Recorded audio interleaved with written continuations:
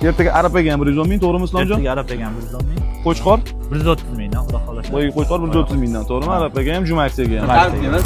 Va shu boisdan biz xalqimiz uchun, sizlar uchun ertaga 19-20 mart sanasiga mana shu ko'rib turgan tanli go'shtini 110 ming so'mdan xalq uchun sotamiz. Har doim sizlar uchun shunaqa mesutni zo'rlarni tanlab olib kelamiz.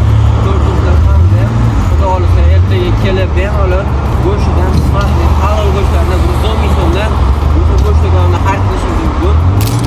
Mana ko'rib turgan baquvvat qo'chqorimiz esa 19-20 mart sanasiga 130 ming so'mdan kelib go'shtni xarid qilishingiz mumkin.